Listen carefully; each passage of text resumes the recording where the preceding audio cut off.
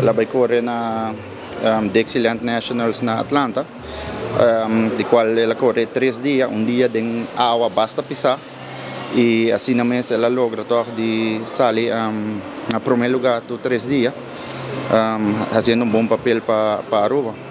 Bom, ela começou em junho de 2023, então sua primeira carreira na América estava na março de 2024, como novato. Ela agora subiu de viagem, depois de carreira aí, na mandei para intermediate, e essa aqui está de 5 viagens que está ganhando primeiro lugar de intermediate. Seu time, que está sempre cooperando em training, o coach não ajuda. Família para trás da sua fan club mais grande que tem.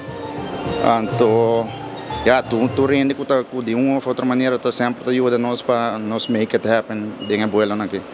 Seguro que sim, tem hope mais. Ok, está correndo com o time na América também. Então, está eigenlijk na fase de cambio de intermediate para expert.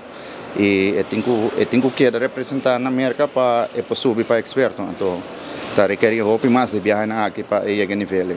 Danke para na Turin com ajuda e Turco sempre está aí conosco e nós está espera de porque da conta com você.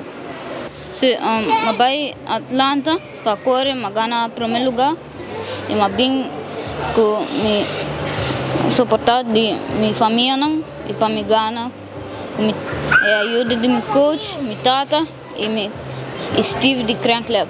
Sim, me tenho mais carreira na caminho para ainda para me correr e ganhar.